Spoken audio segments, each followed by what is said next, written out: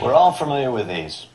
Motorcycles have used carburetors since there were motorcycles. But all that's changing.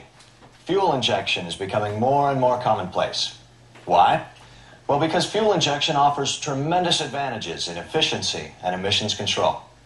And just as it's virtually impossible to find a new automobile with a carburetor these days, in a few years, the same may be true for many street motorcycles. Honda is a leader in this technology, and the VFR 800 Fi Interceptor and the 1999 CBR 1100XX use highly advanced programmed fuel injection systems. Naturally, it's important to understand the fuel injection system in order to service and troubleshoot it quickly and effectively. Let's look at the VFR 800 Fi. After viewing this program, you will be able to describe how the Honda programmed fuel injection system works, identify the various fuel injection components and their locations, describe how each fuel injection component works, and interpret the malfunction indicator light codes to troubleshoot quickly and easily. So, let's get started. The basic operation of the Programmed Fuel Injection System, or PGM-FI, is fairly simple. A number of sensors monitor various performance and operational characteristics while the bike is running. Now, the sensors send this information to the Engine Control Module, or ECM for short. This module controls both the fuel injection and the ignition systems. The ECM takes the information from the sensors and determines how much fuel to provide to the engine at that given moment. With this system, the ECM constantly adjusts the air-fuel mixture based on demand and operating conditions for optimum performance and efficiency. The VFR 800 Fi programmed fuel injection system can be broken down into two parts: fuel flow components and electronic components. You're already familiar with most of the fuel flow components. There's a fuel pump, a fuel filter, and fuel line. In addition, there's a fuel rail, a pressure regulator, and fuel injectors that are unique to fuel injection systems. A fuel injector is basically a valve that opens and closes electrically. It's controlled by the ECM. When the injector opens, fuel is sprayed into the intake manifold. When it closes, fuel flow stops. And because the fuel pressure is constant, the amount of fuel injected into the manifold is determined by how long the valve remains open. This is known as injector duration. Obviously, the longer the ECM sends the open signal, the more fuel is injected into the manifold. Now, that time period is controlled by the ECM based on the inputs received from the various sensors. You'll find the fuel injectors located here in the throttle body, one for each cylinder.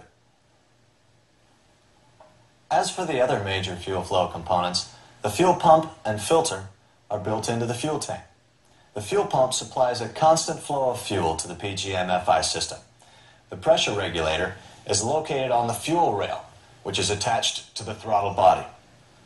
The pressure regulator maintains a constant fuel pressure of 36 psi above intake manifold pressure up to the injectors.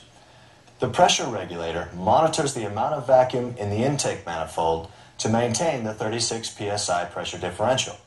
Excess fuel is routed back to the fuel tank. Now, this consistent pressure differential is crucial. Since the pressure differential remains constant, only the time the injector is opened determines the amount of fuel provided. Naturally, the system also contains the various hoses routing the fuel from the tank into the fuel rail and back to the tank. Pretty straightforward. Where things really start to get interesting are with the electronic components. Basically, a series of sensors and the ECM. Let's take a look at each sensor and what it does. The first is the throttle position, or TP sensor, which is located here on the throttle body. It measures the amount of throttle applied by the rider. The degree to which the throttle valve is opened is detected as a resistance value. This value is then converted into a voltage signal that is sent to the ECM. The second sensor is the engine coolant temperature sensor, or ECT, located down here at the front of the cylinder head. As you know, when the engine is cold, extra fuel is required. Instead of reducing the air going into the engine, like the choke on a carburetor, the engine coolant temperature sensor signals the ECM to hold the injectors open longer to enrich the mixture. Changes in the coolant temperature are detected by changes in the resistance value of a thermistor, which is nothing more than an electrical thermometer. The resistance value is highest when the coolant temperature is low. Resistance decreases as the coolant temperature increases. Now, this resistance value determines the voltage signal which is sent to the ECM. By the way, this sensor actually serves two purposes. It provides data for both the PGM-FI system and the instrument panel gauge. Our third sensor is the intake air temperature sensor, or IAT. You'll find the intake air temperature sensor here, the lower left side of the air cleaner housing. As the temperature of the intake air changes, so does its density. Changes in air density affect the air-fuel ratio. By knowing the temperature, the ECM can compensate in order to maintain the correct air-fuel ratio. Like the engine coolant temperature sensor, changes in the temperature of the intake air are measured by changes in the resistance of the thermistor. The resistance value decreases as the intake air temperature rises and increases when the intake air temperature drops. Like the first two sensors, the resistance value is received as a voltage signal at the ECM. The system also uses a baro sensor, which is located inside the rear cowl. As the name implies, it senses barometric pressure. The barometric pressure changes in response to changes in air density due to altitude or weather. Changes in either the altitude or weather alter the density of air flowing into the engine, and therefore the amount of fuel required. Because Honda's fuel injection system automatically compensates for altitude, high altitude adjustments required by carburetors are not necessary. The ECM provides a reference voltage. Resistance at the baro sensor returns this voltage at a reduced value. The next sensor used in the system is the manifold absolute pressure, or MAP sensor.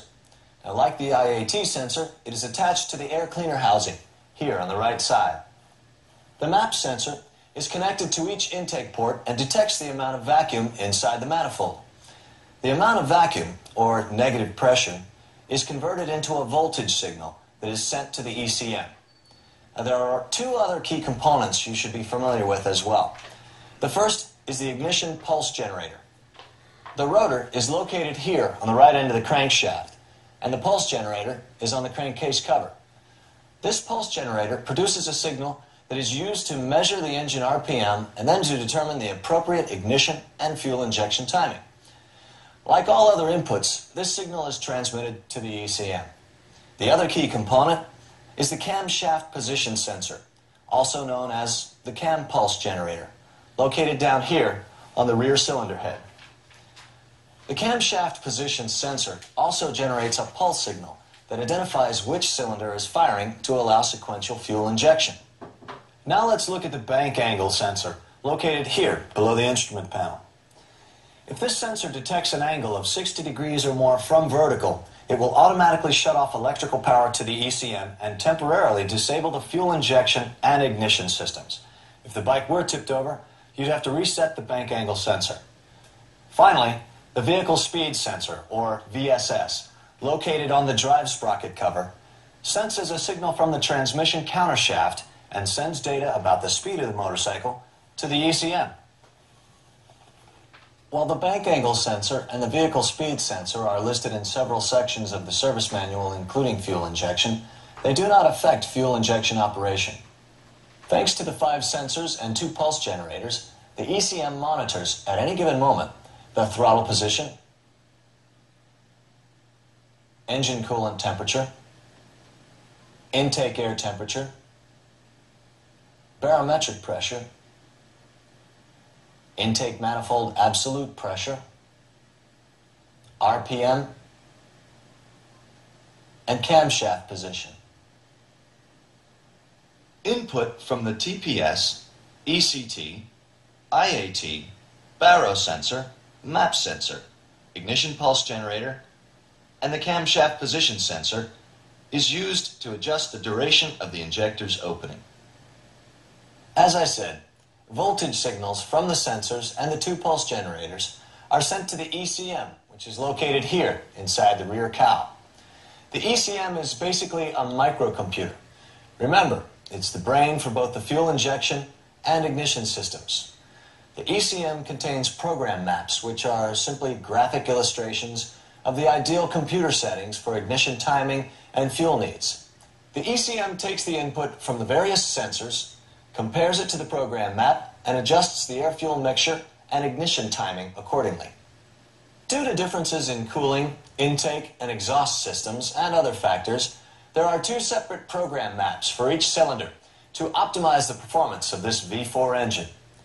In the event of an electrical problem with most sensors, the system has a fail-safe function that still allows the engine to run. When an abnormal sensor reading is detected, the system uses a preset backup program map, which substitutes an operational value for the abnormal reading.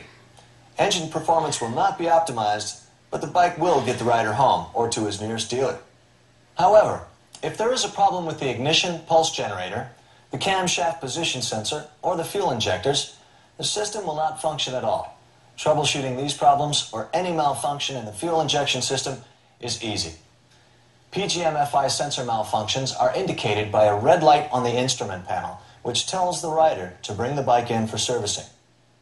The light that indicates a malfunction also provides a code to pinpoint the problem. This lamp is referred to as a malfunction indicator light, or MIL.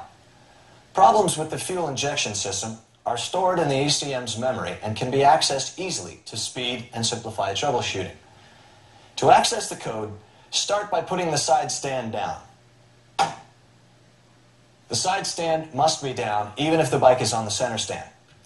Start the motorcycle and let it idle.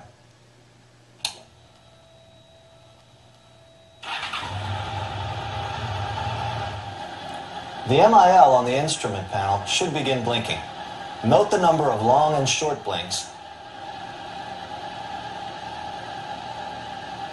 and refer to the charts in the VFR 800 FI service manual to interpret the codes. If no codes are displayed, you'll have to access them from the ECM's memory. Here's the procedure. Turn off the engine. We've already removed the seat. Short the PGM-FI service check connector terminals with a jumper. Turn the ignition switch on. If the indicator light comes on but does not blink, there are no problems stored in the memory. If the light begins to blink, count the flashes and refer to the charts I mentioned in the service manual. For example, here we have 1, 2, 3,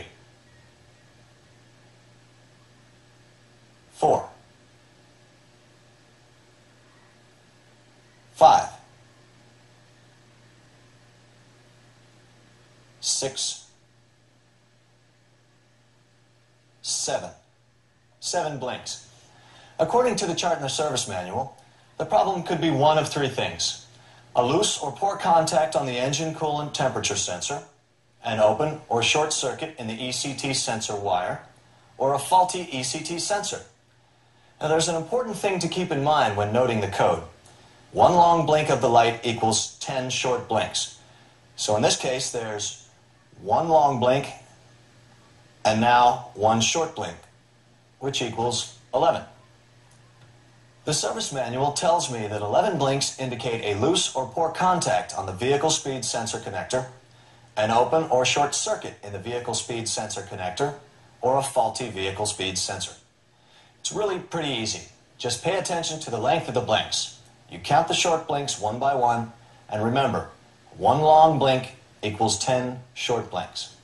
One long, one short equals 11. One long, two short equals 12, and so on. To reset the system, start by turning the ignition key off. Short the service check connector of the PGM-FI system using a jumper wire. Turn the ignition key on. Then, remove the jumper wire from the service check connector. The malfunction indicator light will now light for about 5 seconds. And while the indicator light is illuminated, short the service check connector again using the jumper wire. If the malfunction indicator light goes out, and then starts blinking, the memory is erased.